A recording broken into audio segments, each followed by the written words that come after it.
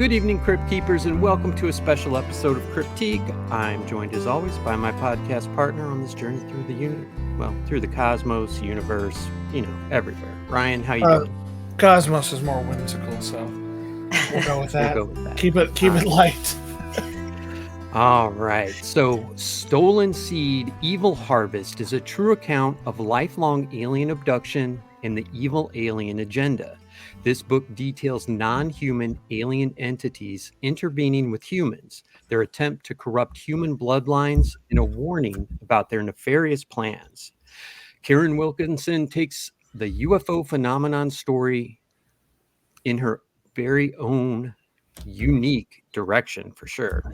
She not only recounts the events of her life, but also offers her opinion as to what the alien entities are up to, why they're doing it, and the obstacles they're facing, as well as the deceptive games they play with mankind. She says, "These entities tried to take everything from me, and they almost succeeded, but they failed to destroy me. I have a lifetime of memories. They're my memories. They're real, and this is my true story, and I am not alone." The book is Stolen Seed, Evil Harvest. It is by Karin Wilkinson, and you can find her at KarinWilkinsonAuthor.com, and that's KarinWilkinson author.com. And you can also find her stuff at lamarzulli.net. Tonight, Cryptique is proud to welcome author and abductee Karin Wilkinson. Karin, thanks for joining us tonight. How are you doing? I'm doing great. Thanks, Jay. Thanks, Ryan. I'm so happy and honored to be here with you guys on the show. Well, we're blessed to have you, and we're looking forward to an exciting conversation. Before we get started, I know I already mentioned the website and the book, but tell us a little bit about your background, and then, remind them where they can find the book too. Sure. Okay. Yeah, I'm a writer. I write for L.A. Marzulli's newsletter, Politics, Prophecy, and the Supernatural, and this is my first book that I've written, my first novel. And you can find me on Facebook and Instagram under my name, and at the website that you mentioned, and via L.A. Marzulli's website as well. And if you follow L.A. Marzulli's speaking engagements, it's some of those engagements as well. So, and I post that on my website as well. So I don't know when this goes out, but I'll be with him in Lubbock, Texas, the end of January, 26th through the 28th. And then in Orlando, end of February, beginning of March for the Prophecy Watchers Conference. So fantastic. Yeah. He's a great dude. He's a lot of fun. I think that I don't know why. I haven't figured it out. Maybe it's because he's confident, but people seem to attack him personally instead of, trying to attack the information he's spreading. And I hate to see that. So. Yeah, it's terrible. But, they say when you're over the target, that's when you get the most attacks. So, he's definitely sharing the truth. He does research. He's an amazing researcher, and just the things that he finds and the work that he does and the amount of time and effort he puts into it is incredible. And everything he does is extremely credible and extremely well vetted and done the right ways. So people can attack all they want. I think some of it has to do with the Christian background as well. Yeah. People tend to look at that and say, well, you're a freak or a kook because you're Christian or because you're an abductee or whatever. But we have to just stand firm in our beliefs and let people think what they want to think and continue on with what we know is important and do what we know is important in our lives. And I respect him very much for that. Well said. I couldn't have said it any better. I know Ryan couldn't either. So, Thanks. No, all right. I do think it's interesting that Christianity has become a thing to ridicule. It seems really odd. Mm-hmm. I know just recently, Alan Richson, I've been seeing online that people are kind of coming after him a little bit for sharing, I guess, just some of his religious beliefs online. He plays in, he's Jack Reacher in the new Reacher series on Amazon. Mm-hmm. And I don't know, his popularity's kind of been blown up. He's been on a bunch of things, a lot of them superhero related, but all of a sudden, he started sharing this stuff. And I even listened to an interview where he kind of knew. He's like, he talked to his wife first, and he's like, if I start putting out stuff about Christianity, that might be it. Are you okay with me, like, going to work a normal job at Starbucks or something if this goes sideways? And Didn't Jesus tell us that we'll be ridiculed? So, it's and there are enough supporters and people who also come out to show the love and support and caring that it offsets that, and the amount of love that you get just from God and from knowing that you have that salvation. And just I've been so blessed, and in the midst of all the tragedy and the difficulties and the terrible things that have happened, God's given me beauty for ashes time and time and time again, and I have no complaints. I can only just pray that I can do enough while I'm here. And that's what I try to do. I think there are some people that give different belief systems a bad name because they come at it poorly.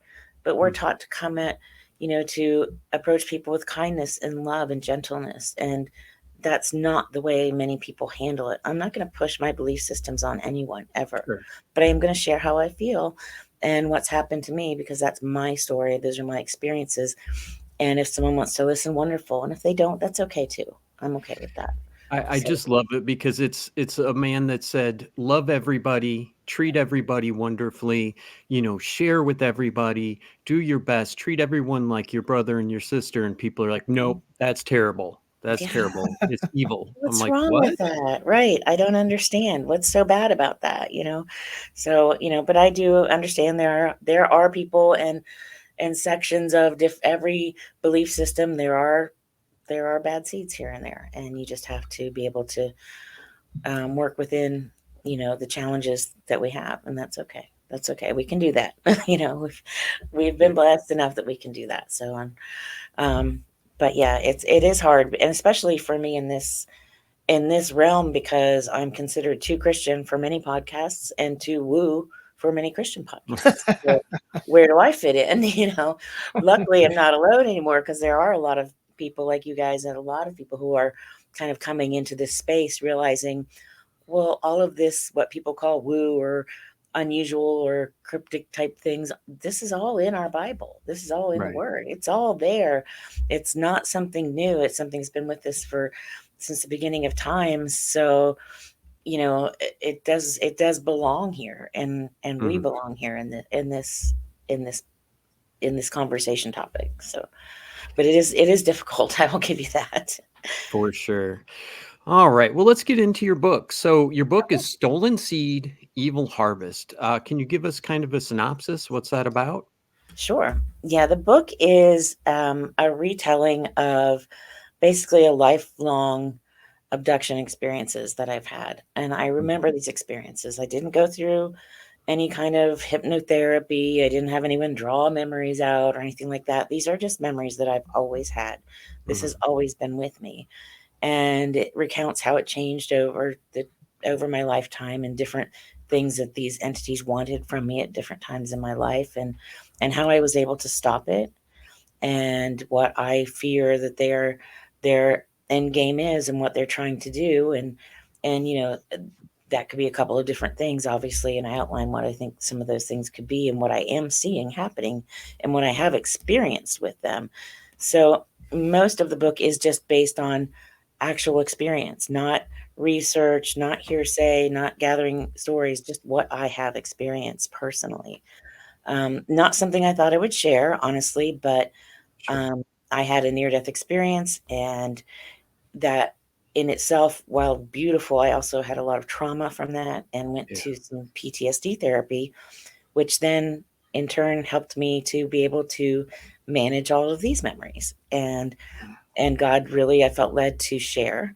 And God led me to L.A. Marzulli. It was a very, it was all just how it all happened. I couldn't tell you. It just happened. And he interviewed me. I didn't think I'd share my story with anyone ever.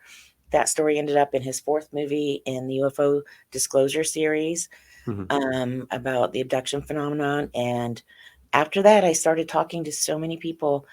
I was terrified at first, honestly, for anyone to hear the story, because we are called kooks and crazies, and people say that it's, it's not real, and it's, but it is real. It's very real. And so once I started talking to people and sharing with people, and being someone that others could speak with, and talking to the other people that were in the movie with me, I realized I had a lot more to put out there, and God put it on my heart very, very strongly to write this book. I had no intention of doing this, but that pull was so strong, there was no way I could resist. And so I just wrote my truth, and it was very easy to do that part. And since then, it's been amazing because I've talked to so many people who've had the same experiences, lifetimes of these experiences. People remember these experiences, but they're afraid to tell anyone, especially people of faith, because you can't share it in your church. Yeah. And you can't share it with your neighbors and your friends because they'll call you crazy. So what do you do, and how do you stop it? That's the other part. Most people don't know how to stop it. So that was an important part of writing the book as well. So the book really chronicles that lifetime, what it all is, what it means, who I believe these entities to be, and what I believe they're going to try to do. It's not good, is it? No, it's not. Nothing's good about it. No, it's not. It's not a scary book. I don't want to, scare people away with it. I get a lot of people saying, I think I'm too scared to read the book. It's not written in that sort of way. There are a few places where I say, if this type of thing bothers you, then go ahead and skip this little part. So I do offer that. But I also layer it in with how it relates back to the Bible, how it relates back to the Word, where these things come from in the Bible, how to understand it better, and how to feel safe in these types of environments, And so it's not a scary book, even though some people kind of think it might be. And definitely the cover and the title lends a little bit to that, a little bit of credence to that, because it is a scary topic, what's happening. Yeah. But it all is a happily ever after kind of story. So, to put a positive spin on it was really important to me. Well, and you're a great representative because, like you said, people did think that people were kooks. But guess what? If this stuff happens to you, it's going to mess with your mind. It And is. there's people out there that maybe, okay, they have wild hair and maybe they got, a face tattoo or something like that. And that kind of, in the mainstream, it discredits them a little bit. So it's good to have a representative that's well spoken and, well put together, and just a good representative that, this isn't just happening to, someone who lives on the street that's, been an alcoholic for 20 years Right. or something like that. And I So can it's understand how that happens. And I've talked to many people in that situation because it is damaging. It damages every part of your life. And you either have to compartmentalize it and live one life here, and that stays over at another side, or it just destroys. It would destroy anyone that this happened to. I don't know how those of us who survive it do, but we do. And we are moms and dads and grandmas and daughters and aunts and uncles. We work in the software industry and every other industry you can imagine. For me, I was a tech geek, and I worked in the software industry, and I had kids, and I just tried to maintain this normal outward, appearance. But I had a lot of emotional issues from it, a lot. And it was extremely damaging. And I didn't want to live at times because it was so hard. But, if I didn't have that constant, and I wasn't a Christian, I wasn't walking that walk and living that life, but God was still taking care of me and protecting me and, helping me and leading me and guiding me. So I think that's something that everyone can look to as well, because he is everyone's creator, not just the Christian creator. He created all of us, and he cares about every single person, and he's always there calling, and I think that that's important, because I think some people feel like they're not good enough to be rescued from something like this. And that's never the case. Never the case. I assure anyone listening, if this is happening to you, you're okay. You can stop it. You're worthy of not having to have this happen. Absolutely. Nobody deserves this. No. Nobody. No. So when you decided to write the book, what were you trying to accomplish? Was it just like, I want to share my story, or was it, I want to help other people, or was it kind of a combination of a lot of things? Yeah, it was really to help. I mean, I never thought I would share my story, and I didn't have any real intention of doing that. But once the movie had come out and I realized this was helping people and I could help, then that it was to help people and also to kind of set the record straight, because in my mind there are a lot of fallacies out there. I'm not berating anyone. I respect everyone in this community, in this field. However, there are some people who I feel have misconstrued who and what these entities are. There are some perceptions that there are benevolent seeders or benevolent space brothers, that they're, are ancestral seeders, what have you, that they're the good guys. And, there are good and bad of everything. I agree. But I wanted to kind of set the record straight too, because I really do feel a lot of people are being deceived by these entities. And I wanted to keep that from happening as much as possible.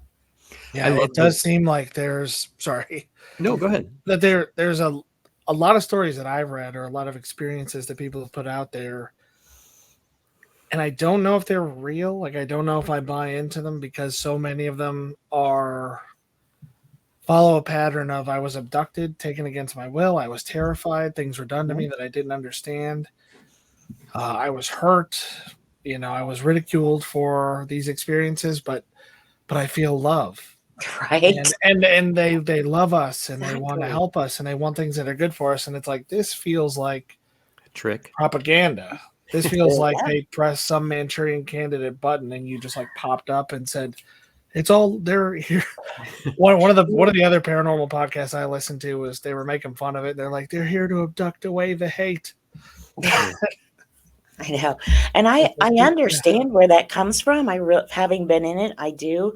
Because when people are taken from a young age, and many people are taken over the course of a lifetime, they're basically groomed from a very young age to not only accept what's happening and not talk about it, but to accept it as being done for benevolent purposes.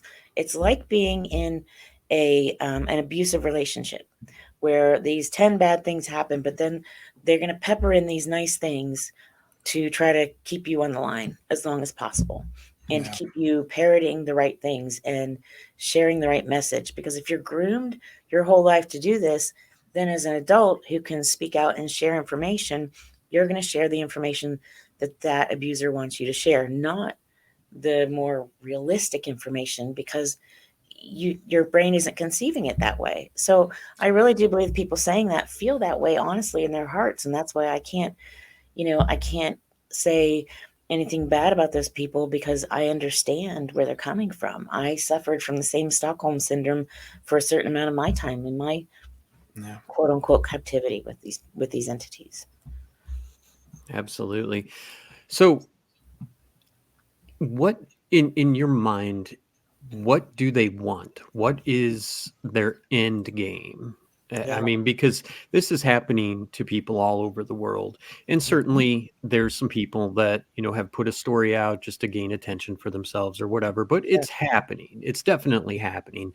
We see, cattle mutilations and things like that. What do they want? Yeah, that's a really great question. And especially now, because now our government is admitting that these things exist, that they have crashed craft, that they have biologics, that, there have been secret programs all along, even though they've denied these programs. And, that this has been going on for a very long time, that people are being injured and even killed at the hands of these entities. So now with all of this, why is it all coming out? What is this leading up to? In my opinion, this goes back to the fact that this goes back to the Bible. This goes back to the Garden of Eden. It goes back to Adam and Eve, and then Genesis 3 and the seed war and everything else. I know you spoke with L.A. Marzulli about that, so I won't repeat everything that he said. But when the late Dr. Chuck Missler used to say, Satan's outnumbered 2-1, he's building an army.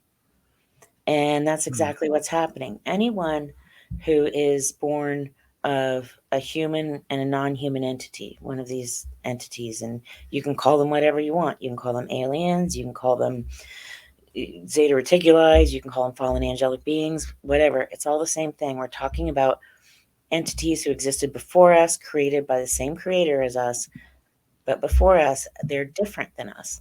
They're far more advanced than us. They don't live in this realm, in this earth, the way we do. They may live here. They may be existing among us. And I believe they exist underneath our feet right as we speak, because I was taken underground for everything. That, these entities are much stronger than us. They are deceptive, the ones that are fallen. And like I said, if Satan's trying to build an army and he's outnumbered 2-1, then creating hybrid offspring is going to be one way. Leading people astray and having people following them, saying these are benevolent space brothers, anyone they can get on board with the program, is then going to lead people away from the truth. And not to sound churchy, but the truth of salvation, or the truth of living, of having eternal life. And that's something that's been going on. That's the eternal struggle has been going on since, like I said, since the Garden of Eden. So it's not something new. We may have new names for them. We may have new, vernacular and new things to call them, but it's the same thing that's been happening all along. And I believe that they still have, they lost the initial seed war. They couldn't stop Jesus from being born, right? But what they can do is keep as many people as they can from learning the truth and from following the truth. And so I believe that that's the ultimate goal. So you mentioned being taken underground. Yes.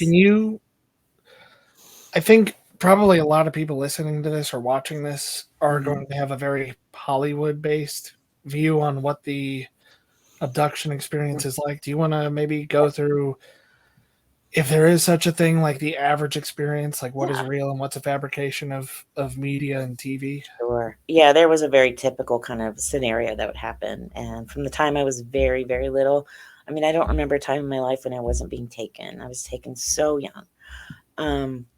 And the first thing, generally, anytime this happened, I would notice is I'd feel a difference in the room.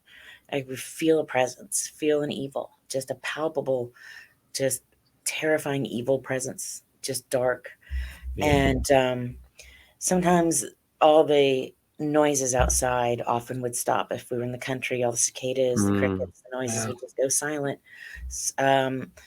Often these entities, there would be a light sometimes coming in the windows, sometimes a bright light, sometimes I didn't notice any light at all. They have often, their approach would come with like a really low humming noise that just went from low to lower. It's almost so low that it was almost a pounding sound. There would be at least two at a time, entities in the room, mostly. They would be in a corner or at the foot of the bed, sometimes beside the bed. And shadowy, but they were the gray entities that people typically talk about, with the bulbous heads, the big black screen eyes, about 3 feet tall, maybe. And very, very cold, very callous entities. They did not smell very good. Sometimes they had a very strong odor of sort of sulfur, dead animal, urine kind of. Sounds demonic to me. Yeah. And, I've heard that a lot, and I'm like, I did not know that, but I know that now. Because I've never spent any time studying the occult, because honestly, having a lifetime of this, I couldn't read, look at, be involved in any of that, because it was just too terrifying for me. But once they would show up, I would usually wake up because their presence was just so strong. When I did wake up, then I would get that paralysis where it just felt like a heavy weight just pulls my body down, and I can't move, can't yell. And on the occasions I could say something or try to yell out, if there was someone else in the room, they were in such a deep state of sleep that they wouldn't move. Like they'd been put under. And I would get levitated off a bed up to the ceiling or over to a window, and close enough that I see every detail on the ceiling, whether it's just the little curls in the wallpaper. At my grandma's house, her ceiling was wallpapered, or the little bugs in the light, or the little tiny squares when you get really close to a screen, and some of them are bent and some of them are gone, and just the details that you see when you're so close to something. And as I would get up to the wall and the window, knowing what was going to happen, because it had happened so many times, there's this vibration sense that would come over my body, and I felt like I was just going into a million bazillion little pieces, like I was made of ball bearings or something. It's hard to describe because we don't have that here. So that's the closest thing I can describe it as, but that's not really exactly, but it's close. Sure. Yeah. And through a window or through a ceiling, and I'm watching everything get farther and farther away, pictures on the wall. I can see through walls and everything. I can see things, that getting farther away. And then most times at that point, I would be put out like into a sleep mode and wake up, probably because I would start to get more upset or more panicky. I don't know. But I would wake up in sometimes in an elevator. We had these elevators they'd take me to that went just down and down and down. And then I would be put on these, what I called when I was little, the sideways elevators, because we didn't have anything like that. So I was used to cars and trains and things making noise. Right. And this was silent, but it had benches and like a bench seat that they would put me in. It was very cold. And it went very fast from what I could tell. It's hard to tell how fast it was going. I have no idea, but it was moving, and it was quiet. And so I'd get on, and I've had people since say that sounds an awful lot like a train. I'm like, yeah, it must have been something like that, but I didn't have anything to compare it to. I was just a little kid, and even growing up, I still didn't have anything to compare it to. I'd never been on anything like that besides there. And so sometimes I'd wake up on one of those that was taking me to a particular part of whatever facility I was going to that time. Some of these underground facilities were so huge. They're bigger than football stadiums and airports and things like that in one room. And that's just one little piece of it. And just there are hallways and stairs and elevators and rooms and windows and people and humans and alien entities, just all kinds of different things. There are waiting rooms and just more stuff than... it's crazy how intricate and huge these places are. I mean, it's not so far out of the realm of possibility when you realize that. Think about the Mariana Trench, or think about that. I can't remember the name of it. There's a canyon in the Atlantic Ocean that's like 25,000 feet deep or something like that. Think of how many Empire State Buildings you can fill in that hole with. Right. That's how deep is under our feet, just in the ocean. And we don't know anything about their surface.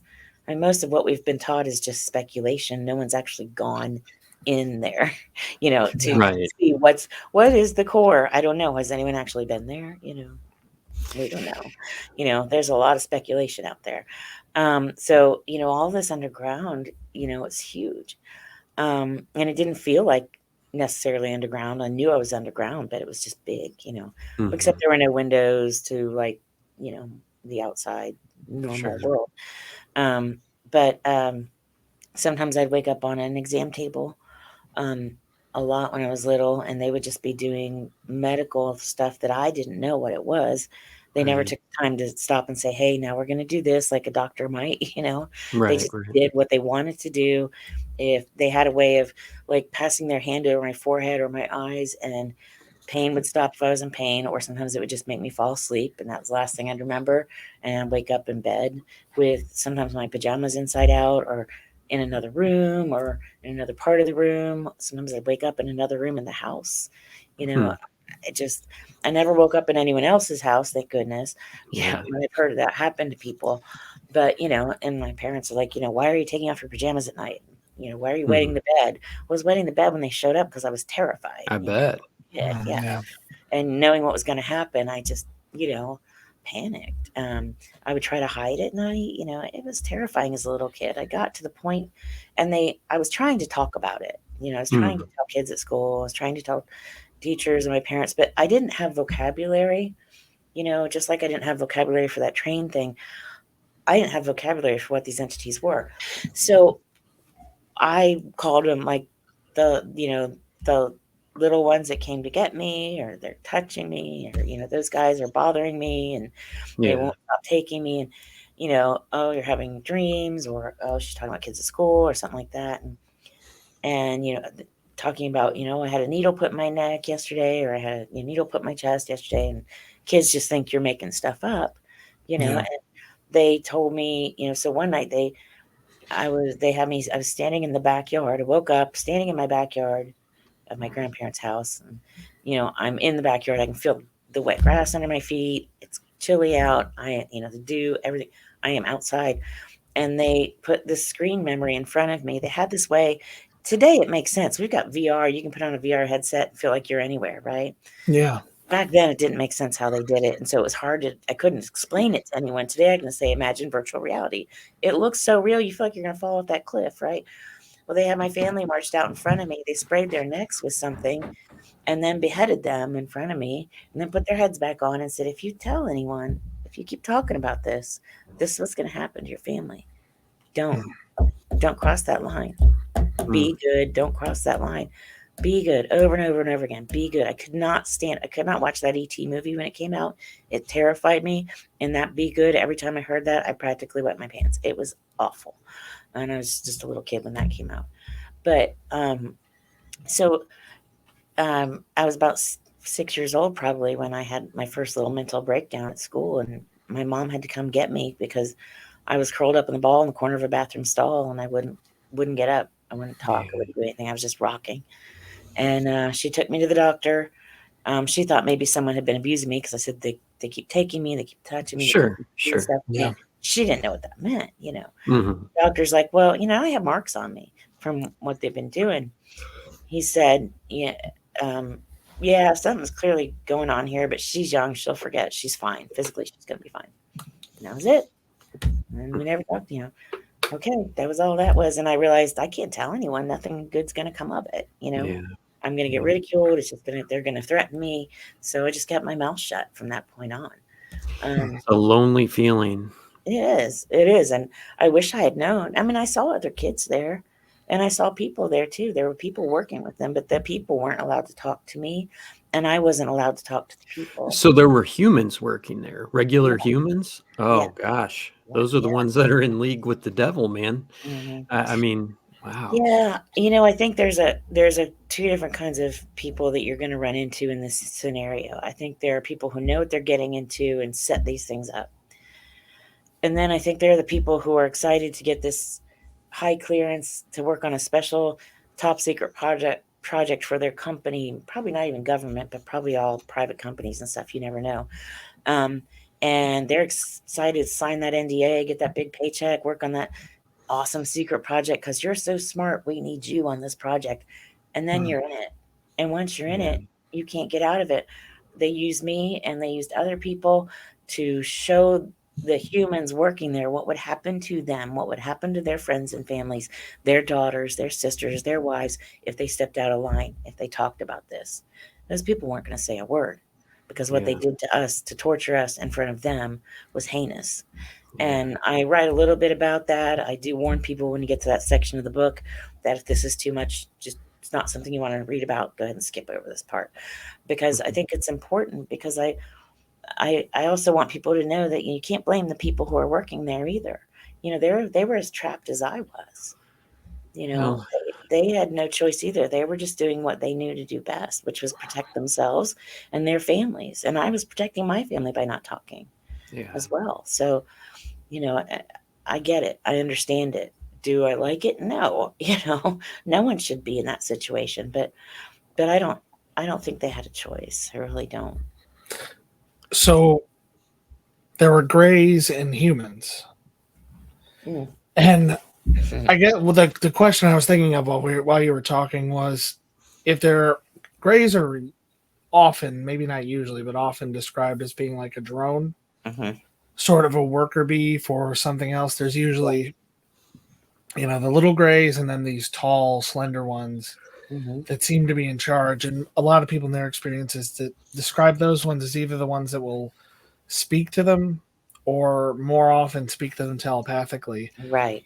The fact that there are humans there is really interesting. Were there other entities there, and did there seem to be like a particular hierarchy that each one had a certain job that it was doing? Oh, definitely. Yeah. And I've written several articles, a series of articles on the grays and who and what I think they are based on my experience. Excuse me, my voice. There are these shorter grays. I really believe that they are like an avatar type body, like for lack of a better word. that they are like a lab created entity. We can create skin in a lab. I believe they're designed after the taller grays that I've seen. There are taller, more robust grays. These short grays, they don't have mouths that open. They don't have any discernible features. They don't have any discernible external organs. They're very thin. They're very frail looking. Their arms are long and their legs are pretty long, but they seem like a little kid could just break them in half, Right. But they do speak. All of these entities would speak with a mind speak and not usually a verbal speak, because obviously there's some translation at play there. And it's not, I hate to use the word telepathy, although that's really the best word to describe it, but it's really just speaking without opening your mouth. It's just thinking words to each other. So I guess that is telepathy, isn't it?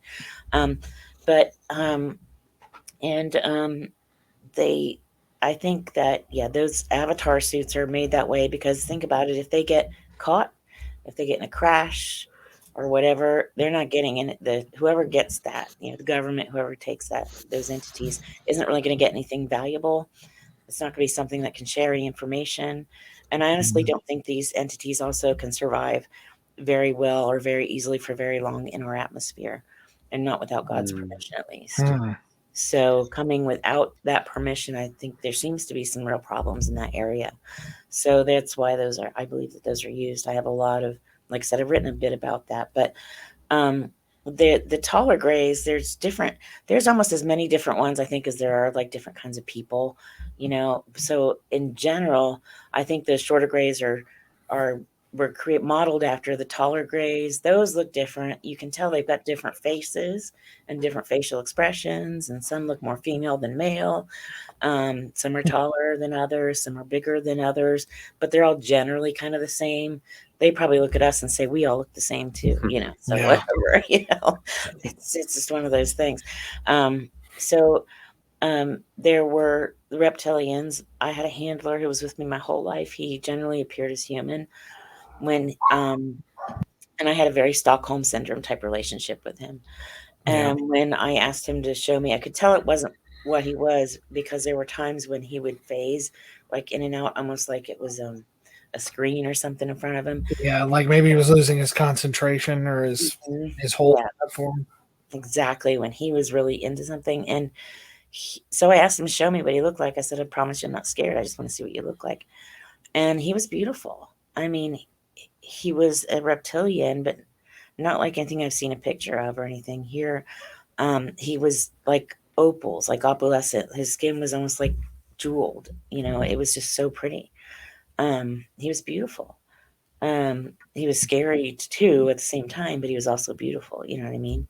So, and I got to know him so well, it didn't bother me at all. And there were others like him. He wasn't like the only one. From the time I was really little, I saw a lot of the Nordics. People call them the Nordic types. They look almost human. They're very tall. They look kind of like they have blonde hair, but I found their hair to be kind of like a clear, so it seemed like it picked up whatever color was around them. Sure. Yeah, I think like a platinum blonde is what I've heard them as a lot. And I've those clear, like fishing line kind of stuff. It's almost like a fishing line, that kind of clear. Yeah. So I think it looked those colors, because sometimes it would look more brown and sometimes it would look different colors. I'm like, are they changing it, or is it because it's clear? That was always something that I would find things to concentrate on so that I wasn't focusing on what was happening. So sometimes I would focus on things like that. They had really, really big eyes, like twice the size of ours. Our eyes were huge. And that just terrified me as a kid. And my father's family had similar coloring to that. They were just tall, thin, blonde, fair-eyed, fair-skinned. And as a very, very small child, from like a 2 or 3 year old, I wouldn't go to them. I would scream bloody murder whenever they were around. They didn't understand why, and obviously I couldn't tell them. But they just had a similar look, and I was too little to say or to make those distinctions. I was just terrified of them. But and the other ones that I never saw up close, but they were always off on the other side of the room. I called them the corner sitters when I was little, because they were always off in a corner or on the edge of a room, because some of the rooms were just curved. They weren't corners so much as ends of the rooms. or the insectolin, I think is what they're called, and they look like a praying mantis type face, like a big triangular face with big eyes that kind of wrap around, and really long legs and really long arms that just bent and looked like they bent in like the wrong way, and just terrifying. And I could tell that they were in charge, and I wasn't so much scared of them because they were just kind of always there, and they never really approached me or hurt me. So you kind of get used to it after a while, I mean, if one showed up right here, I'd rebuke it, but I'd probably also do a few other things. I'd probably, wet myself again, but well, we would too. yeah, even if I it was know. happening to you. Right? So. Yeah, 'cause I haven't seen one in a long time, and I don't really want to. And they're not pleasant, and you feel the evil. It's like it's like with people or animals, you can tell. If rattlesnake's about to strike, you just get this sense, and you see it. And if you've ever been around one, it's terrifying, and it's that same kind of weird sense of urgent fear. Those those are the general types that I saw. I don't know if some of the humans walking around were actually not human. I have no idea. They never sat down and said, this is our hierarchy. These are really humans and these are really aliens. This is how these are the different. They never told me any of those kinds of things. They taught me a lot of other things, like they kind of do these brain dumps of math and science and physics and things like that. So, which was really nice because I didn't have to study in school on anything like that. But they didn't give me any of the pertinent information about them. I was just a lab rat to them. I was just a piece of human flesh that they utilized for whatever they needed at whatever time. So, as interesting as it sounds, it was 100% terrifying all the time. When you saw them, we can see where our eyes are looking, right? Because we have, we can see. Did their eyes, do you remember, did their eyes move, shift at all or anything? Because we always see it's just a big black mass. That's interesting. Yeah, that's interesting you say that, because this is one of the distinctions I make about the grays. Those shorter little grays that I call them meat suits, their eyes don't move. It's like a screen. And I always like, is that covering? Because, there could be another entity inside that suit. Yeah. It could be an AI or it could be a demon. And I know that might sound out there, but look, we know from the extra-canonical books, we know from the Book of Enoch that demons are the disembodied spirits of the Nephilim. And I think your listeners are pretty well schooled in what the Nephilim are, that they're the progeny of the fallen watcher angels and humans. If they've been keeping up with us, they know. Yeah. If not, let me know and I can explain that further. But or we can do another show, because that is a whole other show, or talk to Ryan Pitterson because he is the expert. And I can put you in contact with him. But as far as that goes, they didn't move. Those eyes were like stationary. That's why I call them like screen eyes. But the other grays, the ones on in the facilities or on the ships, their eyes would move. Their eyes moved. They were still like a black eye, but they shifted. Gotcha. And they moved, and it was freaky. And their eyes, they had facial features and expressions, whereas those smaller grays, their faces just never changed. But the taller, they would wrinkle their foreheads, and they would show, anger, or mostly, I think they mostly just get frustrated with me when I would get upset or be in pain or complain or cry or whatever I would do at any given time. They seem very frustrated with us as humans, because they, I think they think we're too frail and babied. I don't know. But so all of the other entities had eyes that moved except for the shorter grays. They seemed to just have these just plain old screens that it never felt like they were looking at me. I don't know what's worse. I really don't. I don't either. It's all pretty bad, quite honestly. It's all pretty bad. And what's interesting is recently there was a leak from a government report that said that the entities that they had recovered didn't have lymph systems and didn't have digestive systems, which fits right into what I've been saying all along, that these are just vacuous meat suits. And I've seen these grays just on the floor of a facility in against the wall, like stacked, and other people have seen them stacked in drawers or hanging up. Wow. Other people have reported the same thing. So, and I didn't really think to mention that early on or in the book because I didn't think it was important, but I probably should have because other people have mentioned it too, and it turns out it is probably more important. But yeah, so I think those are just used to get people, and like I said, I think if someone captures one, then they're not going to have to worry about it, anyone getting anything Telling important. all the secrets. You're right, exactly, because they only know what they're supposed to do. So you talk about some definitions in your book. Ectogenesis, can you tell us what that means? Ryan probably knows, but I'm confused. Ectogenesis is a big one for me because I was part of a breeding program with these entities where they would take eggs from me, they would fertilize them and put them back in, and then I would go to the doctor, I would be pregnant, I would be excited and happy. It would be confirmed at a doctor's office by doctors. I'd have appointments, plural. And then in the 3rd month, I'd wake up feeling bad, go to the doctor's office, or not the doctor's office, sorry, go to the emergency room. Right. I'd still be testing positive. They take a blood test because back then it wasn't always the little sticks that you can do now, Yeah. or a urine test or whatever. And I'd still be testing positive, and they do an ultrasound, no heartbeat, no baby. They do a DNC, no fetal tissue, nothing. They look in the tubes. There's no tubal pregnancy. Where's the baby gone? Well, maybe it was a hysterical pregnancy, or you absorbed the baby, or you were never pregnant to begin with. But I had it all confirmed, and it happened over and over again. And I had successful pregnancies. So I know what a pregnancy feels like. Sure. And when you have a baby, you know that baby's in there as a woman. Yeah. And so ectogenesis comes into play because they took these fetuses from me and from other women. I've talked to so many women who have had that exact same scenario play out. And the government report admits that missing pregnancies is a part of what's going on. And I have that in the book too. The report is in the book. They take them at the 3rd month and they have to do something with them because our bodies are designed to reject anything that's not going to come out as a normal human. God has done some very specific designs on us. So I really feel like our bodies at that point would be rejecting the fetus. They take it at the 3rd month mark. They put it in an artificial womb. That's called ectogenesis.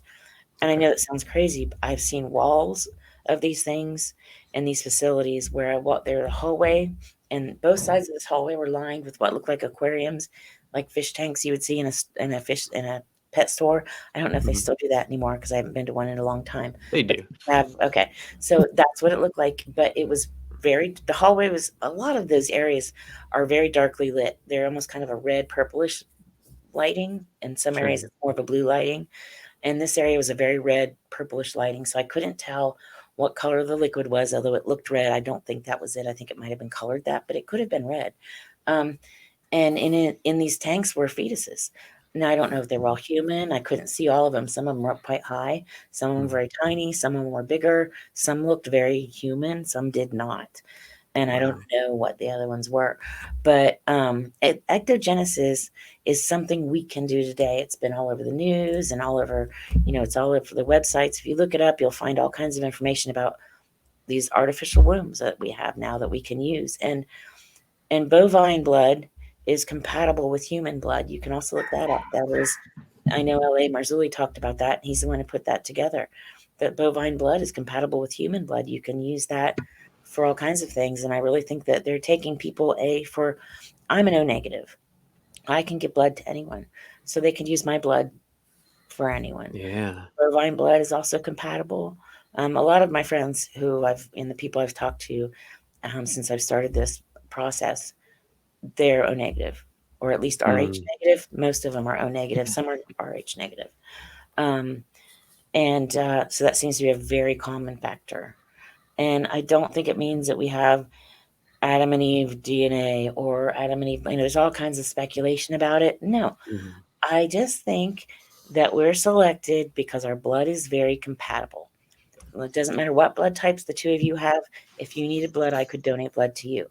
But unless you're O negative, you can't donate to me. Yeah. And so it's a very compatible blood type when doing things, for others. So, I'm not decrying what anyone else has to say about Rh negative blood. Everything on it is speculation. We have no answers. Mhm. There's nothing. There is nothing. The only thing we have is speculation. So if, that's one of those questions I have for God when I get up there. Is there any reason why all these different blood types, and maybe it's some kind of protective thing. I don't know. I got a lot of questions when that day comes. Trust me. I bet. Yeah, there's a lot of unanswered questions in my life. But so ectogenesis is the process of bringing a fetus to maturity in an artificial womb. And it's something we can do today, and it's something they were doing for a long time, and they were doing with me and my babies. And I know LA had talked about that he thinks that in a lot of these cattle mutilations, they're taking their wombs, they're taking their reproductive as well. Mm-hmm. Yeah, blood, tissue, organs. Yeah, I mean, God knows what they're using it all for. There's an area that I would go to often with my I call him, with the guy that was with the entity that was with me, I call him my handler. He did not have a name. Everyone always asks me this. What was his name? We just had a knowing. It was like an imprint. So there was no name per se, but he did have an identifier to me, and I could identify him. So if I was getting dropped off and I was in one of those really big rooms underground, and there could have been thousands of people in that room, and there were lots of people being taken with me at the same time. Lots of people. Everyone's in the zombie state. Not everyone, but most of them.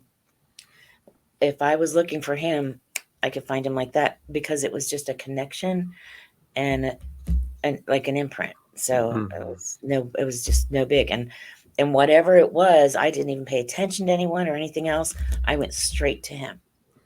So whatever they did, it affected how I reacted around anyone else as well.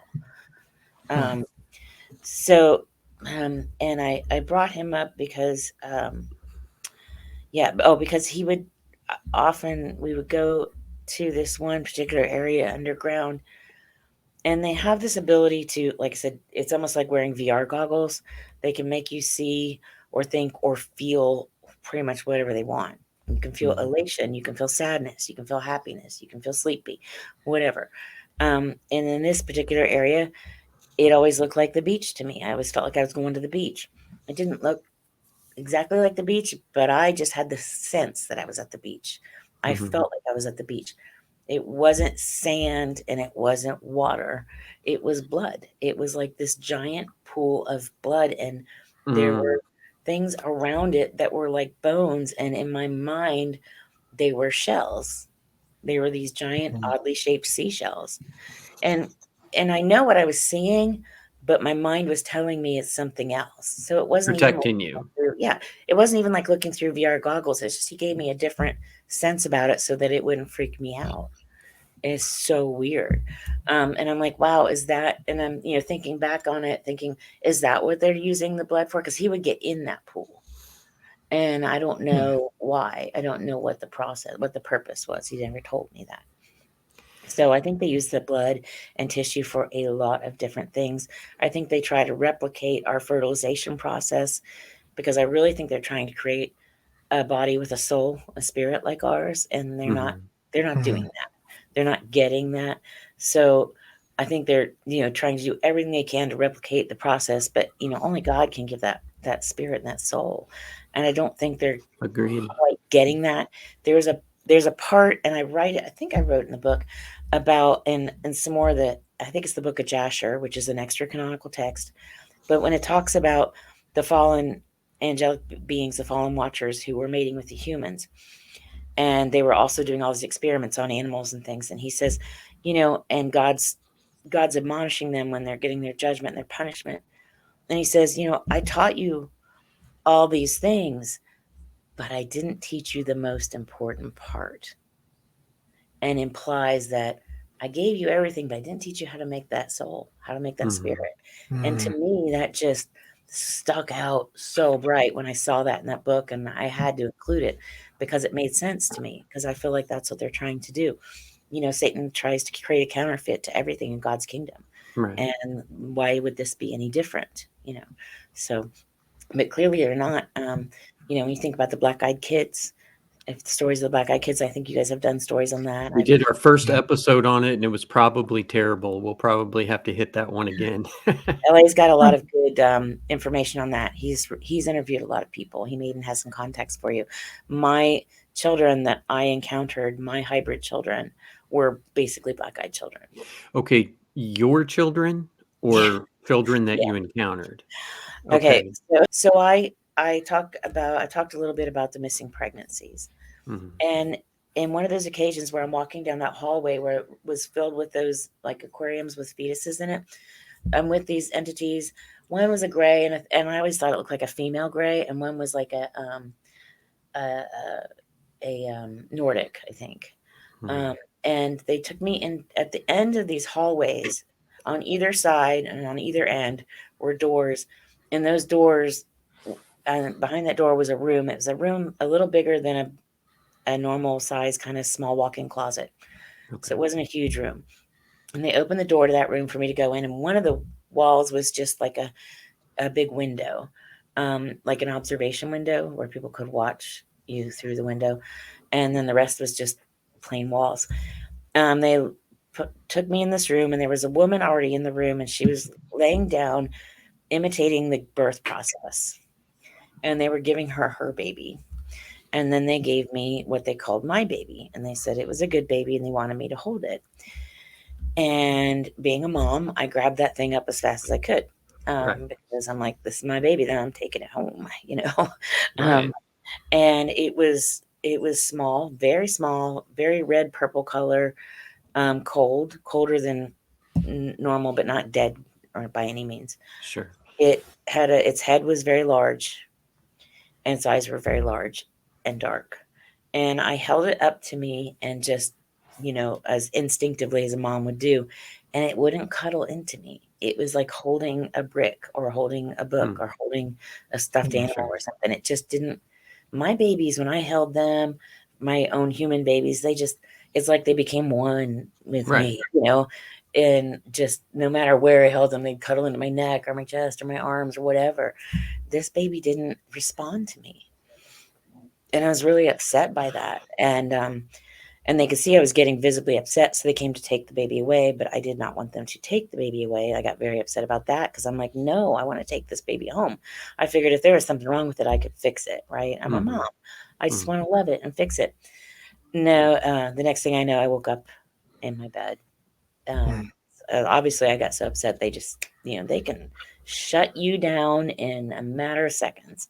They have this power over us that people really need to be aware of and understand, because it's dangerous.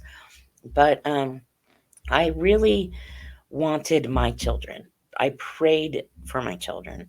I asked God to let me have these children back. I thought, if they're half me, they've got to be half good, right? These would be my hybrid children that were taken from me. If they were alive, I wanted them. I wanted to see them. I wanted them to know I loved them. I wanted to try to fix them. I knew what the Bible says, but I didn't want to believe it. I wanted to do this my way, as we often do with God. I made bargains with God. I said, if you just let me see them and hold them, I know it'll be okay. So one night I woke up in the middle of the night, and to what I thought was my kids standing by the bed. I have a lot of kids, and a lot of kids that call me mom, but these looked like my actual birth children. But I realized, and I said one of my kids' names out loud. Hey, so-and-so, I'm not going to say his name. It looked like 3 of my sons. I have a lot of kids. I said, what's wrong? And I said his name out loud, and I hit my husband. I said, honey, wake up. My husband doesn't move. I look back, and I wear contacts, so it's really hard for me to focus when I wake up. And I looked over, and I realized these are my kids, but these aren't my kids. They're too short. They're too stocky. They were dark. Their eyes were dark, like black. Their skin was almost a dark purplish color. But I could see the features in their faces that looked like me. I could see the resemblance. Yeah. And if you put them with my kids, you could tell they were the same genetics. I was so excited. I wanted to just jump up and grab them. And immediately I was hit like a wall of water with that evil unrest, palpable, I hate you, I want to destroy you kind of feeling coming off of them that was so strong. And I was just like, what? And I'm thinking, I love you. Yeah. And they're thinking, they're just thinking, I hate you, and the evil is so strong. And I'm now terrified. And I'm like, what's wrong? I'm still saying what's wrong. And that's how I started the conversation. And they're like, you have to come with us. And I'm like, I know what that means. I'm like, no, I'm not going there. Sure. No, I'm sorry. I'm not going with you. Why are you here? What's wrong? And they just kept repeating, you have to come with us. That's all they said. Yeah. Come with us. Come with us. And I'm like, no. And then finally I said, no, in Jesus' name, no. And as soon as those words left my lips, they disappeared. My husband shot up like a bolt out of bed and was like, what? As if I had just hit him like I had done, 5 minutes prior, or a few minutes prior. And I'm just like shocked, and I'm just like, But yeah, it was just it all happened fast. It probably only was a minute or two, but still, as soon as his words left my lips, they were gone in a flash. Just gone. It sounds like you're just in almost a state of perpetual mourning. I mean, you mourn the lost kids to begin with. My mother had a couple miscarriages, and she's just like, it was the most devastating thing that I could ever imagine. Oh, it is. But then with the added stuff that you're going through, I mean, it's just, it is an absolute nightmare. And it's great that you're coming out to share this, because there's people out there that need to hear it.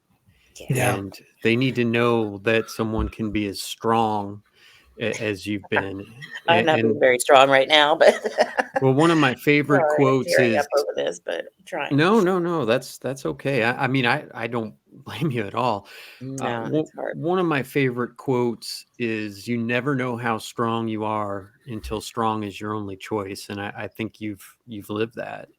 Yeah. No, definitely. Yeah.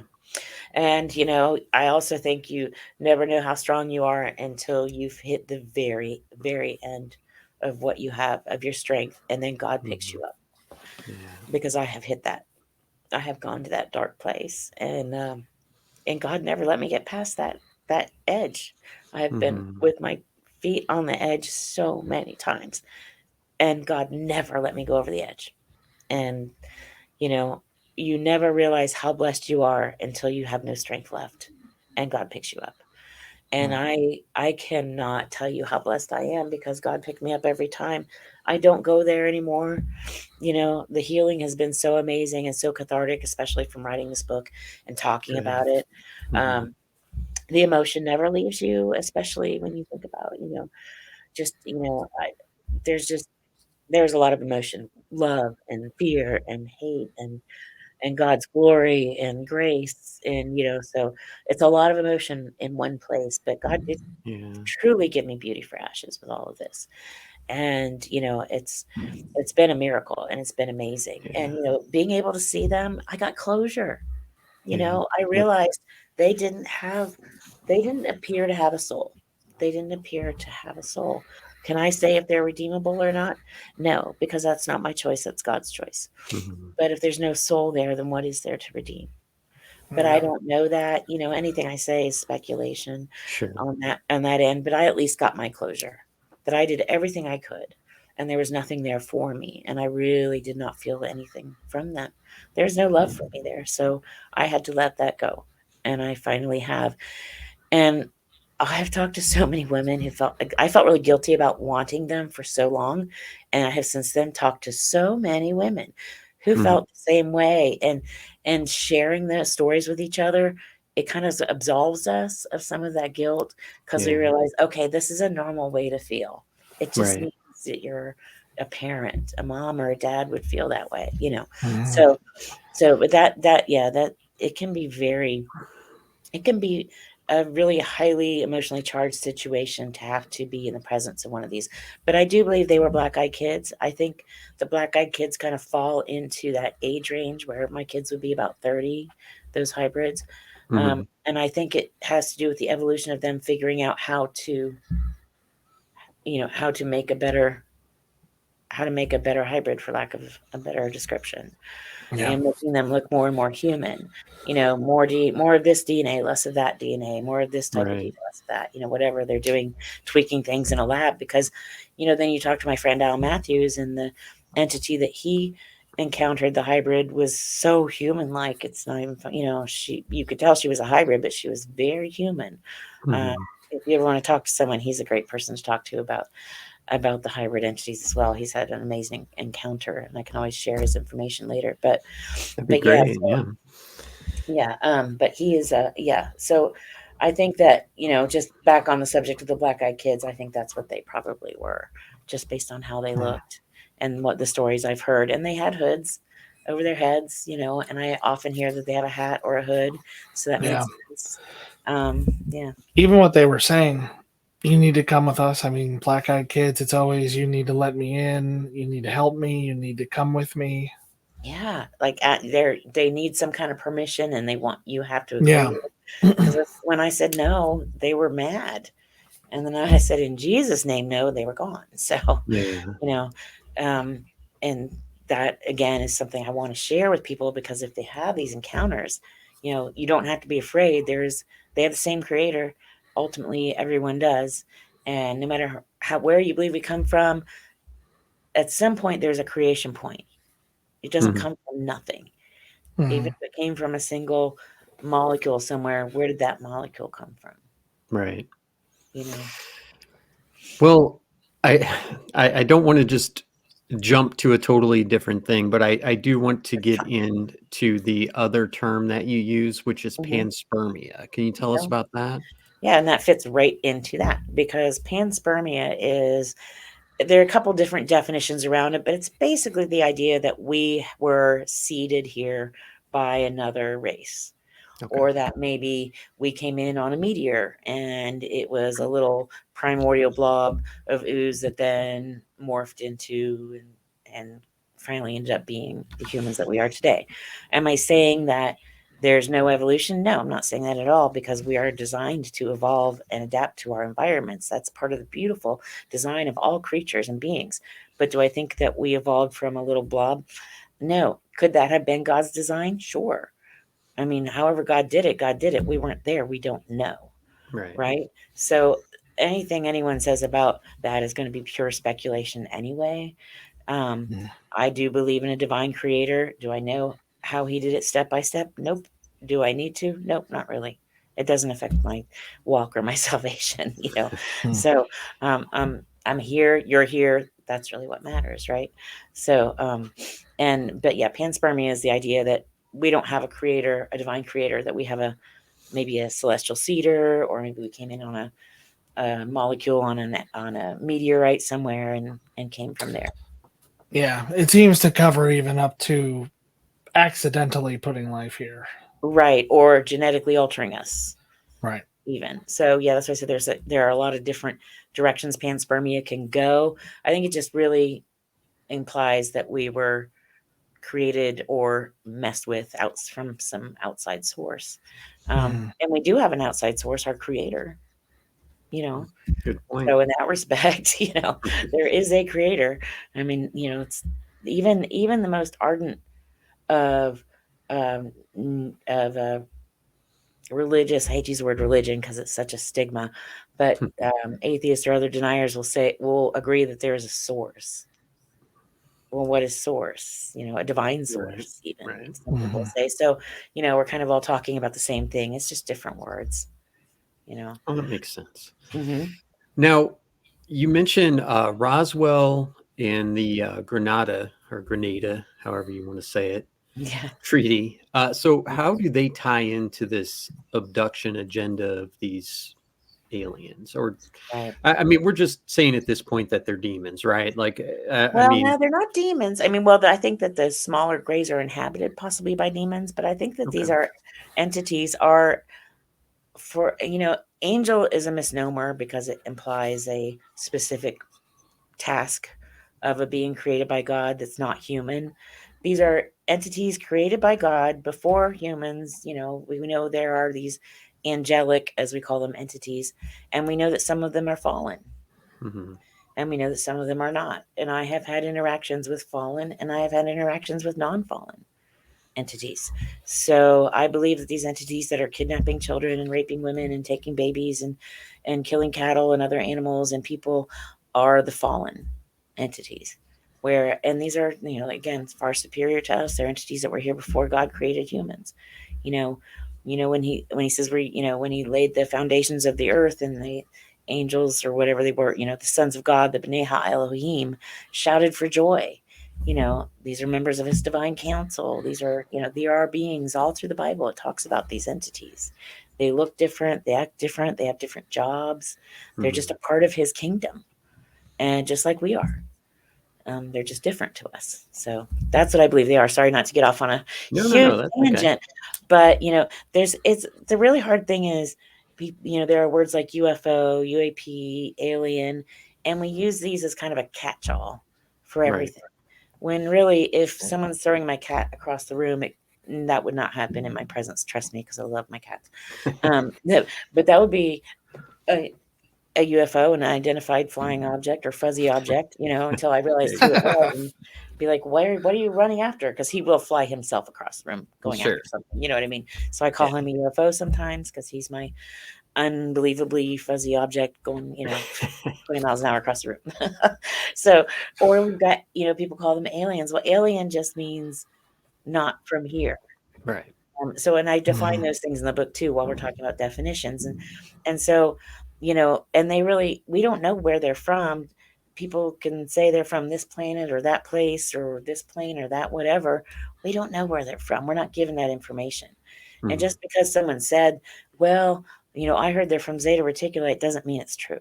Right. Those of us who've been with them and in their presence, there are some people who say they've flown off to other planets and galaxies. Entirely possible. Sure. I was taken underground.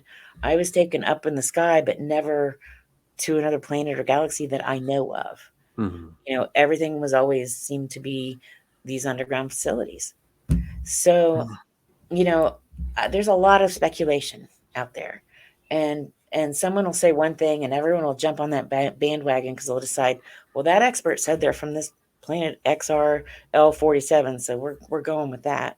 Mm-hmm. That doesn't really mean much to me, because most of us who've experienced them haven't been given that information by them, and I can't find it anywhere in our ancient literature or text or anything like that. So that doesn't mean it's not true. I just can't find it. Sure. But so the Granada Treaty is where I think the permission for these entities to start taking people actually happened. Because, there was supposedly, Eisenhower was trying to make an agreement with them, and that didn't pan out. And then you start getting groups like the Majestic 12 involved. And that's where I think agreements were made by our government to start these projects. And it explains why I saw so many humans around as well. And it also speaks to the fact that our government's been involved in it all along. And they say, no, we haven't been involved in it all along. But then they come out with these press conferences recently that say, well, yeah, we kind of have, which is it, yes or no? They've admitted to it. Well, we don't have any secret groups except for the ones we have. It's like, if you're not asking the right questions, you won't get any answers. And, and we don't know what questions to ask because we don't know the names of the group that are doing these things. So, that's where the lies kind of started, and Roswell as well, because we know very well that happened as well. And there's been admission to that, but they still deny it. And we'll never see those videos and tapes because, everything is just covered up. And it just shows, I put that in there because it shows how long this has been going on since before that. And those aren't the earliest. There are reports in the 1800s of the government covering things like this up that I have. And then you go back into ancient texts and cave drawings and things like that, and they're everywhere. So this is nothing new. This is not some new phenomenon. This is not some new thing that's happening to people.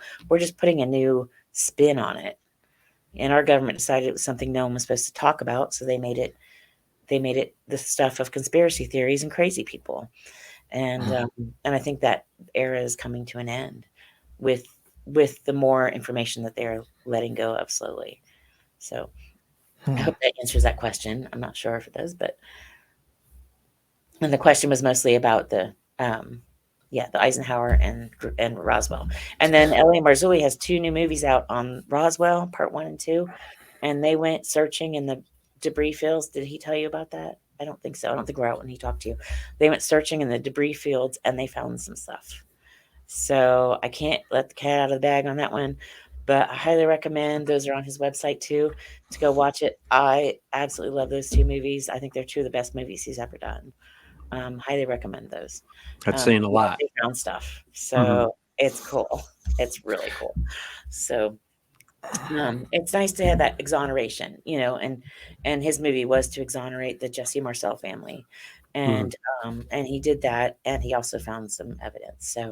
So I recommend that. Yeah, for sure. All right. So in your book, you talk about a near-life experience. We've heard about near-death experiences, but what is a near-life experience? That sounds like a lot more fun. Yeah. Am I wrong? Well, getting there wasn't fun, and I guess, it's really the same thing as a near-death experience, but I felt like it was closer to life than death. Because I was going in for a surgery, and I was hooked up. I wasn't hooked up to any machines yet. I had 2 IV ports in, and was taken into the operating room, but I haven't been given any meds yet.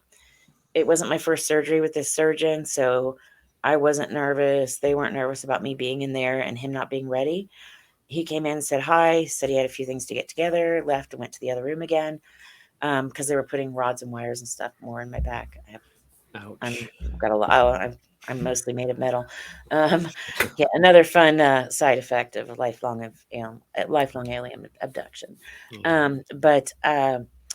So there were just 2 nurses walking around, but I'm not hooked up to monitors. I'm not hooked up to IVs. I'm not hooked up to anything. This anesthesiologist comes in. She leans over me, and in her white lab coat, she's got a pocket full of syringes. She pulls one out, pushes it into my IV port, and just walks out. Doesn't say, how's that? How you feeling? And it was supposed to have been a sedative. She gave me a paralytic and walked away. And I couldn't move. I couldn't breathe. It felt like my body was made of cement. I was paralyzed, and I died on the table when no one was around. I couldn't call for help. I couldn't do anything. And so I'm laying there. I can't breathe. I'm dying. I'm suffocating. And that was very traumatic. And then I just heard a voice in my head audibly, and it didn't sound like my voice. When you think to yourself, or, you'll kind of hear, no, this was a very clear, audible voice, unlike any voice I'd ever heard. Not the voices from these entities when they do kind of the mind speak or anything. It said, it's okay. You can let go now. And I was out of my body in an instant. I felt just the most love and peace I've ever felt in my life. I've never felt anything like that, ever. I can't even describe it fully because we don't have it here. But it all-encompassing love, all-encompassing peace. I wasn't worried about anything. I didn't think about anything like that. I could see everything. I could hear everything. I could see what was happening in the other rooms of the hospital. I could see my doctor getting things ready in the other room. I could see the nurses finally start to notice that there's something wrong with me. And I was still me. I still had my personality. That was a really interesting thing, is without this bodies that we carry around, I was still me. This personality goes with you. Your personality, you are a uniquely made, when the word says you are wonderfully and beautifully and uniquely made, it's true. We are. There's no one like you, and that goes on. You continue on. And so I watched them walk around and realized that I was not breathing. And one of the nurses started to panic. The other one ran and grabbed the doctor, and he comes running, screaming in the room, going, bagger, bagger. And I'm watching all this stuff that I wouldn't be able to see from my vantage point on the table. Yeah. And then, more and more of them are coming in. They're trying to revive me. They can't get me to breathe. Finally, they intubate me. and get me breathing. And they were going to have to do that for the surgery anyway, so it wasn't a big deal. I mean, it was a big deal, but doing It that sounds wasn't. horrible. Yeah, doing the intubation wasn't a big deal because it was going to happen anyway. But Right. doing it to get me breathing again was a huge deal. Yeah. Yeah, so they finally got me breathing again, and then everything went black, and I'm assuming at that point I went back in my body because then it was just over, and I woke up in recovery, and usually in recovery, you're in there, and there's a bunch of other people on gurneys, and there's usually 1 or 2 nurses taking care of everybody. It takes me about half hour to an hour at the very most to get through recovery. This time I woke up with about 6 doctors and nurses standing around my bed. I woke up screaming in pain. They kept having to put me back under because my blood pressure would shoot up, my pulse would shoot up. Everything was, just terrible. By the time about 4 hours had gone by of this, that time I woke up screaming in pain again and prayed to God. I'm like, God, why am I back in this body? With all this pain, what's going on? Help me. If I'm supposed to be here, then help me, please. And the next thing I know, there's these 2 beautiful young orderlies standing at the foot of the bed, and they put their hands on my legs, and I just felt calm and peace and didn't mind any of the pain or anything going on. And I was able to get out of recovery. They were just wearing normal scrubs. I remember telling him, "You look like you could be 2 of my boys." They just look like they could be any one of my sons or one of the kids that I call one of my kids. And they were just so calming and loving and peaceful. And we get to they come with me up out of recovery, up the elevator and down the hallway to my room in ICU. And my husband and my daughter-in-law were allowed to be there waiting for me. And I grabbed their hands and I'm like, "You have to meet the boys." Oh, I won't think I would have made it out of recovery without them because they were worried I'd been in recovery the surgery itself took at least 6 hours. So for 10 hours, they're waiting, not knowing if I'm going to be okay.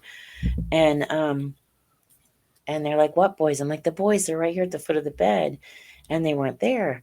And so I asked the nurse and the other orderly who were there beside me, that wheeled me up, "Where did the boys go?" And they're like, "Honey, what boys are you talking about?" I'm like, "The boys that were with us in recovery, they were with us in the elevator down the hall. I was talking to them the whole time." She's like, "Oh, that's who you were talking to." She's like, "Honey, there was nobody there. They didn't see anyone." They physically put their hands on, like on my calf. They were there. They talked to me. They calmed me down, and then they were just gone. And I really think that I had an angelic encounter. And these were good, benevolent beings, not the ones that kidnap people, or they didn't take anything from me. All they did was give. They gave me comfort, they gave me peace, they helped me through. And when that was done, they were gone. They did what they're supposed to do, and then they left. And that's the difference between these entities, these benevolent, beautiful young orderlies who are clearly something else, and the ones that are taking people against their will. A huge difference. Absolutely. So yeah, that's my part of my near life experience, the before and after. Well, if anyone deserves an angelic experience, it's you. So I'm glad you got that. That's so sweet. Thank you. No, it was amazing. I wouldn't give it up for the world. I'm sorry. And if that hadn't happened, I wouldn't have had the PTSD therapy. And if that, and maybe God would have made that happen in another way. But still, I thank God for that, because that's what allowed me to be able then to share this and to help people with this and to let people know it's real. It's happening to people. I talk to someone new every day. This is happening to so many people, just exactly the way it's happened to me. The only difference is who we are and where we live. That's the only difference. So it's real. It's happening. And there is a way out of it. And that's and you're not alone. I just want people to be able to talk about it, to know that they're not alone, that there is a way. There is a way out. Does this abduction phenomena run in families? I mean, it would seem like they would want to keep as much genetic information together, as they can. So Exactly. Bingo. I think that's exactly what it is. Once they find a genetic material that they can work with, they want to continue with that. And our lifespans clearly aren't as long as theirs, from what I've noticed and what we all seem to have identified with these entities. So once you've got something, there's the likelihood of someone in that family line sharing a similar genetic traits is going to be there. And that was the case in my case. Yeah, and I'm sure you've talked to your family members, and if they want to come out and talk about it, they'll talk about it. But I did want to get that out because if you know if your sister or your brother or your cousin or your mom is having something like this, and you're having things that maybe you don't understand, your child, oh gosh, that's got to be terrifying for you. Yeah. To think that it could happen to I your mean, I'm not child. scared. Yeah, it is terrifying. It's not terrifying for me now because I know that nobody has to put up with it anymore. But knowing that it is something that likely happened to my, grandmother or mother or one of my children, yeah, it's terrifying. I won't speak for anyone else who this has happened to because Sure. it's not my place to do that. That's their place when they're comfortable doing it, because I know how hard it is to come out with this. And I know the ridicule that you face when you do speak out about these things. Yeah. There's a lot of victim shaming going on in this. Yeah. Oh, absolutely. Yeah. Absolutely. And there's nothing to gain by coming out talking about this except to help other people. This doesn't Mhm. come with, fame and fortune and glory. It really doesn't. But that's not why I'm doing it. It's not at all why I'm doing this. Why do you think that they're coming out with more information now? Is it just that their hand has been kind of forced and they have to say, oh, okay, well, yeah, there's been 5 million sightings. I guess we need to come out and say something about it now. Or why are they coming out with it now? That's a really good question. Yeah, I think there's a couple of different things. One, I think sometimes their hand gets forced on it a little bit because someone gets fed up and they say, forget it, I'm talking. Mhm. I can't allow this. I think some of it is pre-planned, predestined, and preordained to happen in a certain way. I really think that some of these things are planned by powers outside of just us puny little citizens, whether Mhm. it's our world leaders or whether it's these entities themselves or all of the above, putting together these plans of action for a specific outcome at a specific time, Mhm. So I do think it's both. I think some of it's pre-planned, and I think some of it's is oops, somebody talked, so now we have to share. Because you can tell sometimes they're only sharing the bare minimum that they absolutely Sure. have to. And then sometimes when they come and offer this information, you're like, why are you giving me that now? Yeah. There's something to that. Yeah. Because they never offer it for no reason. That's not going to be given up for no reason. Yeah, maybe they're like, "Hey, you want to learn how to build a machine that can teleport people? Give us this." And they just say, "Okay, well, you can have any of our citizens. Just Exactly. keep it quiet." Yeah, there's a Yeah. little story in the Bible about that happening a long time ago, and it kept happening. Mhm. Where there was exchanges just like that made. So, it doesn't surprise me if that's exactly how it happened. And it appears like it does. We have all kinds of heavily redacted, declassified documents that would Yes. make it seem that that's what the case was. Yeah. There's a Right. lot I out there love you can the look up. There's so much. yeah, I'm the sorry. documents are like of the Yeah. and said did and then everything else is redacted. You're like, this makes no sense at all. I mean, this is like a terrible game of Mad Libs we're trying to play here. That would be funny to play Mad Libs with those sometime. We'll have to do that. If we're forever in the same conference, sometime we'll do that. Yeah, that sounds like fun. When Excuse me.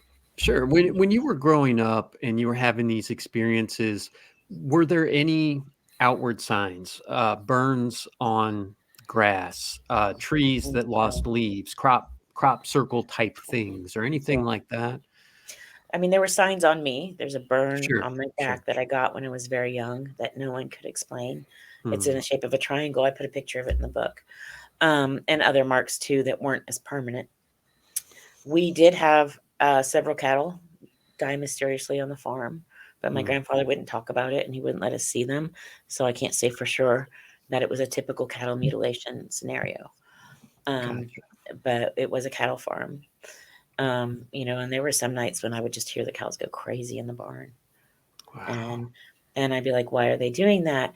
And my grandma said, well, there's wildcats up in the hills. Well, yeah, we got wildcats here in Texas too, but they don't make the cattle across the way go crazy. So, but those are the most, I don't ever remember seeing any burn marks. Of course, I never looked, Sure. Well, I mean, you were a little kid a lot of the yeah, time. we So. walked those hills. We loved walking the hills, and there was all kinds of fun stuff that we'd come across, Native American artifacts and things like that. That's But cool. it was just a couple 100 acres of rolling hills and in southern Ohio on the river, and it was a great place to be as a little kid and just go, run free in the creeks and the hills and everything. Just avoiding the cows, but which they don't care. Cows don't care if you're in the field. But I'd never really looked because I spent my days trying to be as far away from that as I could. That makes sense. I mean, I didn't want to, up until recently, I wouldn't watch a show about aliens or UFOs. I wouldn't look at a book about aliens or UFOs. I wouldn't watch a movie, or even if I was flipping through channels, I'd have to flip faster because I would have a nightmare. I mean, I couldn't look at anything like that. Up until recently, I couldn't look out the windows at night. I couldn't wake up in the middle of the night. We have these awful upper windows that you can't put curtains on because they're real high up. I hate those things for years because I'm like, I wake up in the middle of the night and I have to force myself not to look that direction. I couldn't because I knew what was out there, and I didn't want to see it. And that's another funny coincidence too. That's another thing me and I've had in common with all these other abductees that I've talked to. They've done the same thing. When you sit if you ever get a couple of us together at once, you'll hear a lot of me too, me too, me too, when we start talking about those things, because you don't realize you all have this in common because no one wants to talk about it. But we all have the same things in common. So yeah, but that's the most physical that I can remember growing up. Did you coin the term Space Brothers? Because No, it's cute. I love it. So that's George Adamski penned that in the 1950s in a book. I actually I have a reference to it in my book, so I refer to what the actual name of that book is. I can't remember the name of the book, but it was in the 1950s, a book by George Adamski, and he first coined the Space Brothers thing. And I think it's cute, and I think it's fitting because that's what everyone wants them to be, our benevolent space brothers. Right. They're not, Yeah, it gives a cute little title to something that's menacing. I mean, you can call a 25-foot crocodile Dolly, but that doesn't mean it's not going to eat you. Right. Or powder puff or pumpkin or whatever. Yeah. You can call your lion buddy Fluffy, but he's not like the cat next door. Yeah, for sure. So yeah, but it is, well, we anthropomorphize things all the time. We try to make things more human so that we can deal with them. But it's impossible to make these things human. Sorry. So if I have a friend that comes to me and says, Jay, I heard your show with Karin and I'm having similar experiences, what advice can I give them? I would say a couple things. First, I would say listen to your friend, offer to let them unload on you, and listen with an open heart and an open mind, and just, let them know that you're there for them. It doesn't matter if you believe it or not. Those of us who've been through these kind of traumas, we need to get it out. And then I would ask them to look into if there's a faith-based organization that they feel comfortable with. It's hard because a lot of those places just don't support this type of thing. I would send them to someone like my website or my friend Vicki Joy Anderson's website. You can reach out to me, and I'm not offering therapy. I'm not offering to do anything, but I am offering to share stories. I'm offering to listen. I'm offering to let you know you're not alone, and it's a place to start. Sometimes you just need to talk to someone who's been there. It's like a support group. Absolutely. Vicki Joy Anderson is really a good person to go to as well if someone's still being tormented by something, because she does sort of deliverance. Look for some kind of a deliverance ministry, but nothing that's too weird, something that is above board. Really pray about it if you're a praying person. And definitely just reach out to someone. I mean, starting with, like, if you had a friend who came to you and said that's a really good first step, because most people won't take that step, which is why I'm like, if you're not sure what to do, just reach out to me on my website. I will get back to you if you want. Let me know if you want me to get back to you, and I will. It's not always right away, because sometimes I get a lot at once, and it just depends on my schedule at the time. But I do get back to everyone. It just takes a while sometimes. So if someone's listening and says, well, I reached out to you last month and I still haven't heard back from you, it's not that I'm not going to get back to you. Sure. It's just that I haven't been able to yet. Because, we're just getting started on this too. And there are different support groups and things out there. I have not vetted any of them. I have yet to find one that I feel fully comfortable with, so I'm not putting any on my website right now. Okay. If that happens, I will. But I just don't feel comfortable with any of the ones that I've come across. A lot of them seem to have some ulterior motives involved, or some people that I just don't feel comfortable with. And I'm not saying anything specific about anyone. So if you have one of those groups, I'm not saying anything bad about you. Not at all. I just probably haven't heard of your group yet.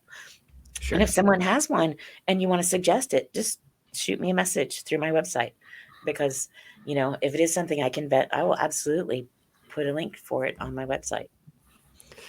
Well, I'm really sorry that all this happened to you. It seems like it's just too much for one person to deal with, but I think through your pain, you've found a purpose in helping others. And that's what I always tell people. If you don't know what to do with your life, help other people, and it'll all work out. Yeah, I love that. That is absolutely such a wonderful thing to say, and I agree 100%. And what you guys are doing is helping people, because you're sharing information and you're listening and talking, and everything you guys are doing is so helpful. So thank you for what you're doing. Well, thank you. Do you have anything else that you want to ask Ryan? Nothing that wouldn't lead into a whole additional episode. I don't think I couldn't believe it when I saw that we had been talking for almost an hour, and that was over 40 minutes ago. We have been talking a while. Is it? Yeah, this is all really fascinating. Oh, thank you. Well, and I'm happy to come back. And if you haven't had a chance to read the book, if you do get a chance to get it, and we can talk about that all fine, then what happens oftentimes too is people will read the book after we talk, and then they want to get back together because they have a whole nother crop of questions. So that happens often as well. So I'm happy to do that, or I'm just happy to come back anytime. Or if something crazy is happening in the news and you want someone to come on who's actually had UFO experience, I'm happy to do that as well. That would be amazing. We'd love to have you back for sure. Oh, great. I'd love to come back. You guys are wonderful. Thank you. Thank you. Can you tell everyone again where they can find all your stuff? Yes, absolutely. And it'll be in the show notes, of course, but. Oh, good. Yes. So yes, my website is my name, KarinWilkinsonAuthor.com. It's Karin with an I, Wilkinson with eyes. And you can find the book only at lamarzulli.net. That's exclusively at LAMARZULLI.net. So lamarzulli.net is where you can find the book. You can find links to that on my website, and you can find links to my website and to LA's website on my social media, which is Facebook, which is just my name at Karin Wilkinson. You can find me on Instagram, which is at Karin Wilkinson Author. For some reason, I could not get my name on Instagram. Someone's got it. They're not using it, but they've got it. So yeah, right. So yeah, you can find me on social media platforms, or my website, or through LA's website. And like I said, if you need or want to share a story, or you just have a question or a comment or whatever, you can comment through Facebook, you can comment through my website, or even through LA Marzulli's website as well. There are options to leave messages. So any of those will work. I would love to hear from you. And just, or if you read the book and you liked it, or you have questions about it, I would love to hear that too. All right, that's all we've got for you tonight on Cryptique. Please like, subscribe, and share. Socials are in the notes. You can email us at cryptiquepodcast@gmail.com. You can check out the cool stuff we have at cryptiquepodcaststore.com, or you can warm us up by buying us a coffee at buymeacoffee.com/cryptiquepi. Do you have any final thoughts, or should we just wrap it up? I have a lot of thoughts about this interview. This was, I think this is the first abductee we've actually talked to. Yeah. So I was really interested to hear how Karin's accounts compared to what you read online and what her take was on what other people say about it. And there's a lot of similarities, but a lot of differences as well. You know, the going underground thing almost suggesting an ultra-terrestrial sort of entity as opposed to what we would normally do, but then the Christianity aspect added into it. It was, I don't know, suggestive to me that this is legit. Mhm. One, because of the way she tells the story and her reactions, Yeah. but also just some of the details. You know, it doesn't match the typical Hollywood thing, or at least not in every way, or the sensations that she talked about as she was being transported, or even, you know, being on. She talked about the sideways elevator, the train thing, whatever you want to refer to it as. And when she was saying it's this underground thing that moves you from room to room in this underground complex, I immediately thought of like the tram at the airport in Atlanta, or something like that. Like it's such a normal pedestrian kind of thing to think about. I just don't know why you would include it in a UFO story if you were trying to, or an abduction story if you were trying to pull one over on somebody. Yeah. It's clear that the emotions are very strong. Yeah. And I really like people. They don't understand. Most people, thankfully, don't understand what it's like to lose a child. Yeah. Or have a miscarriage. These are things that destroy people. Absolutely destroy people. And to have it happen over and over and over, I feel like that she's going to help a lot of people because she brings a ton of credibility. She's a nice lady. She's not trying to sensationalize anything. She says, I don't remember that, or this is where my memory stopped. It's not like a typical case like what you would think of like a crazy person where it's, well, I mean, she knows. She's I'm sure she's had, you know, people call her names and stuff before because, I mean, let's take aliens completely out of the picture. Demons, aliens, everything out of the picture. When something like this happens to people, if it's you know, a kidnapping or a molestation or anything like that, it is unbearable. And to go through it like this and to have this kind of experience, I can't even imagine. I cannot grasp what that must feel like. And I think that I'm pretty good at putting myself in people's shoes, but I don't think I would have made it out, man. I feel like I would be the guy on the street addicted to heroin or, you know, alcohol, and people just be like, oh, that crazy guy just tells the story. And it's like, well, the reason that, you know, this person's, you know, been doing heroin for 15 years is because they can't cope or deal with the stuff that they've gone through. And I think she found that in faith. So good for her. Yeah. Yeah, I think there was, like she said, there was a happy ending to it. That she has this faith and now she has found kind of a voice and a way to help other people. And that's what it's all about, Ryan. All right. And remember, like I said earlier, you never know how strong you are until strong is your only choice. Good evening, Crypt Keepers. Pretty good. Yeah.